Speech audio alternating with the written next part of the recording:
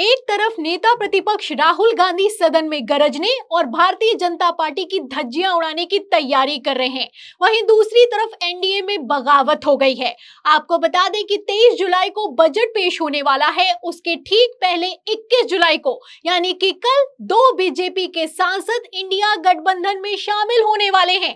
इस दावे के बाद से तो भारतीय जनता पार्टी में खलबली मच गई है और चंद्रबाबू नायडू तो भागे भागे दिल्ली पहुंच गए हैं। तो कैसे भारतीय जनता पार्टी इस सदन में बहुमत से पीछे हो गई है? राहुल गांधी ने क्या बड़ा खेल किया है, क्या दांव चला है और कैसे पूरा मामला पलटता हुआ नजर आ रहा है, आपको एक एक करके बताएंगे। लेकिन उसके पहले बिग ब्रेकिंग दिखाते हैं। खबर आप देखिए जागरण की। देखिए इसमें लिखा हुआ है कि भाजपा के 12 सांसदों में से 2 सांसद टीएमसी में होंगे शामिल। कुणाल घोष के दावे से बंगाल में गरमाई है सियासत। तो कुणाल घोष ने दावा किया है कि भारतीय जनता पार्टी के बंगाल में 12 सांसद हैं। अब इन 12 सांसदों में से 2 सांसद कल शहीद दिवस के पर्व पर भारतीय जनता पार्टी को छोड़कर टीएमसी में शामिल हो जाएंगे।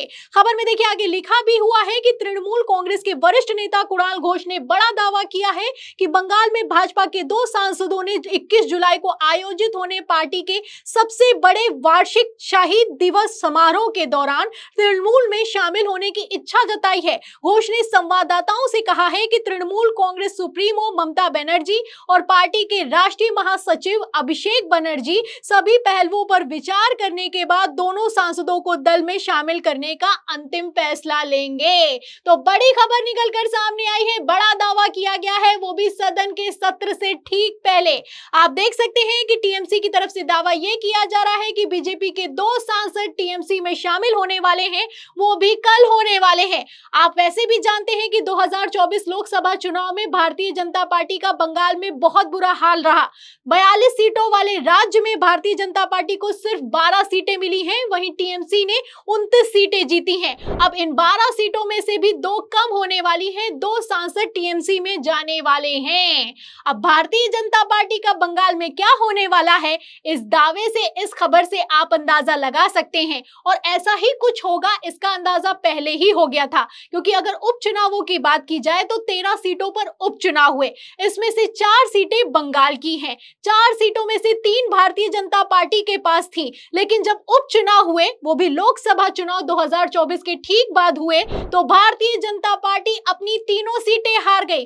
चारों की चारों सीटों पर टीएमसी ने क्लीन स्वीप किया है। तो इस उपचुनाव के नतीजे से आप अंदाजा लगा सकते हैं कि भारतीय जनता पार्टी का बंगाल में क्या भविष्य हो चुका है। और बीजेपी के सांसद भी ये समझ रहे हैं, बीजेपी के नेता भी ये समझ रहे हैं। इसीलिए आप देख सकते हैं कि बगावत हो गई है, तगड़ी बगावत हो गई है। पहले ही टीएमसी के नेता साकेत गोखले ने जब भारतीय जनता पार्टी सरकार बनाने की तैयारी में थी, तभी दावा कर दिया था कि बीजेपी के 3 सांसद टीएमसी के संपर्क में हैं। और अब आप देख सकते हैं कि दावा यह किया जा रहा है कि बीजेपी के 2 सांसद कल भारतीय जनता पार्टी को छोड़कर टीएमसी में शामिल हो जाएंगे। जहां एक तरफ दावा किया जा रहा है, वहीं दूसरी तरफ मैं आपको बता दूं कि बीजेपी पर दबाव बनाया जा रहा है, वो भी बजट के ठीक पहले दबाव बनाया जा रहा है। और दबाव बनाने वाला कोई और नहीं, 16 सांसदों वाली पार्टी टीडीपी है। चंद्रबाबू नायडू एक बार फिर से दिल्ली पहुंच गए हैं और अपनी 3 मांगों को रख दिया है। खबर देखिए आज तक की, इसमें लिखा भी हुआ है कि 10 दिन में दूसरी बार दिल्ली पहुंचे नायडू। मैराथन मुलाकात, केंद्र से बजट में ये 3 बड़ी मांगे रख दी हैं। तो वंदे भारत ट्रेन चलानी चाहिए, मेट्रो चलाना चाहिए, स्पेशल पैकेज देना चाहिए, आंध्र प्रदेश को लेकर आपको कर जो टैक्स लगाते हैं उसमें रियायत देनी चाहिए। इस तरह की मांगे लगातार चंद्रबाबू नायडू भारतीय जनता पार्टी से कर रहे हैं। आपको बता दें कि अभी 5 जुलाई को प्रधानमंत्री नरेंद्र मोदी के साथ चंद्रबाबू नायडू ने दिल्ली में मीटिंग की थी और उसके ठीक बाद अभी 17 जुलाई को यानी कि ठीक 2 दिन पहले गृह मंत्री अमित शाह से भी मीटिंग की है। खबर देखिए जागरण की, इसमें लिखा भी हुआ है कि गृह मंत्री अमित शाह से मिले चंद्रबाबू नायडू, आंध्र प्रदेश के लिए मांगा है अधिक फंड। तो एक तरफ फंड मांगा जा रहा है, एक तरफ समर्थन मांगा जा रहा है, वहीं दूसरी तरफ आप देख सकते हैं कि मांगों की सूची पकड़ाई जा रही है।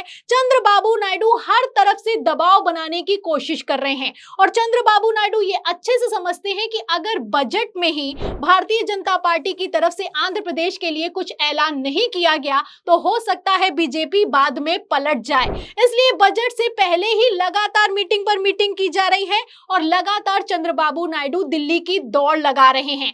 अब ऐसे में भारतीय जनता पार्टी बुरी तरीके से फंस गई है, क्योंकि अगर चंद्रबाबू नायडू को सब कुछ दे दिया जाएगा तो नीतीश कुमार का क्या होगा, दूसरे राज्यों का क्या होगा, भारतीय जनता पार्टी के खर्चे का क्या होगा, कई सवाल खड़े होते हैं। और खबर में ये चलाया भी जा रहा है कि नीतीश नायडू के बीच में बीजेपी फंस गई है, बुरी तरीके से फंस गई है।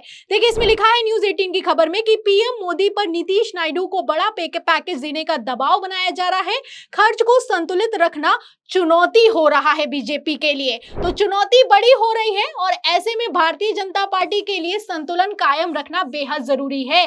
क्योंकि अगर बीजेपी की बात की जाए तो सदन में भारतीय जनता पार्टी के पास अब बहुमत नहीं है। लोकसभा में 240 सीटें हैं, वहीं राज्यसभा में 86 सीटें हैं। और अगर राज्यसभा की बात की जाए तो इसमें 11 सांसदों ने इस्तीफा दे दिया है, जिस पर चुनाव होने हैं।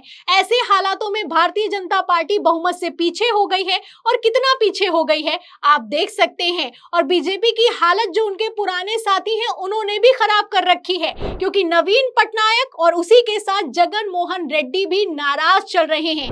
अगर नवीन पटनायक की बात की जाए तो राज्यसभा में इनके पास 9 सांसद हैं, वहीं जगन मोहन रेड्डी के पास 11 सांसद हैं। कुल मिलाकर 20 सांसद होते हैं, और ये 20 सांसद भी अब कांग्रेस के साथ जाने के लिए तैयार खड़े हुए हैं। तो इंडिया गठबंधन मजबूत हो रहा है, और एनडीए कितना कमजोर हो रहा है आप इन खबरों से अंदाजा लगा सकते हैं। प्रधानमंत्री नरेंद्र मोदी जहां एक तरफ दबाव में दिखाई दे रहे हैं, वहीं दूसरी तरफ राहुल गांधी फुल कॉन्फिडेंट दिखाई दे रहे हैं। आप अच्छे से जानते हैं कि किस तरीके से पहले ही भाषण में सदन में नेता प्रतिपक्ष के तौर पर राहुल गांधी ने प्रधानमंत्री नरेंद्र मोदी को पानी पिलाकर रख दिया।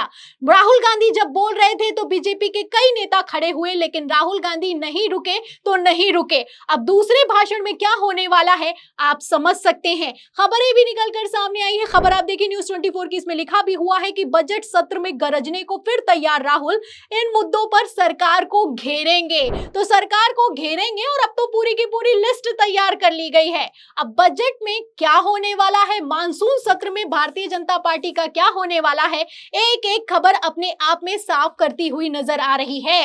क्योंकि जहां एक तरफ राहुल गांधी ने सदन में अपने भाषण की और बीजेपी को घेरने की तैयारी कर ली है, वहीं दूसरी तरफ सदन के सत्र के ठीक पहले राहुल गांधी 22 जुलाई को किसानों से मुलाकात करने वाले हैं। खबर में देखिए लिखा है कि देश भर में 200 किसान नेता 22 जुलाई को आएंगे दिल्ली, राहुल गांधी से करेंगे मुलाकात। तो राहुल गांधी भी फुल फॉर्म में दिखाई दे रहे हैं। राहुल गांधी जहां एक तरफ एक्टिव है, वहीं दूसरी तरफ एनडीए के घटक दल भी एक्टिव हैं। नीतीश कुमार भी एक्टिव है, चंद्रबाबू नायडू भी एक्टिव हैं। अब ऐसे में सवाल ये खड़ा होता है कि बजट जब पेश होगा और बजट में अगर मान लीजिए कि इनको कुछ नहीं दिया जाएगा तो क्या बड़ी बगावत होने वाली है। और सबसे बड़ी बात जो दावा किया जा रहा है टीएमसी की तरफ से कि बीजेपी के 2 सांसद टीएमसी में शामिल होने वाले हैं, अगर भारतीय जनता पार्टी के 2 सांसद टीएमसी में चले गए या फिर यूं कहें इंडिया गठबंधन में चले गए तो एनडीए में कितनी बड़ी बगावत हो जाएगी आप समझ सकते हैं। वैसे भी ममता बनर्जी ने पहले ही कह दिया था कि नीतीश नायडू हमारे दोस्त हैं, किसने कहा वो हमारे साथ नहीं हैं। तो कौन किसके साथ है ये तो आने वाला वक्त बताएगा, लेकिन फिलहाल इस पूरी खबर पर आपकी क्या राय है हमें कमेंट बॉक्स में जरूर लिखें। वीडियो को ज्यादा से ज्यादा शेयर करें, सब्सक्राइबर बटन दबाएं, हमारे चैनल को लाइक करें, सब्सक्राइब करें, ज्वाइन करें। फिर मिलते हैं अगली खबर के साथ, तब तक के लिए धन्यवाद।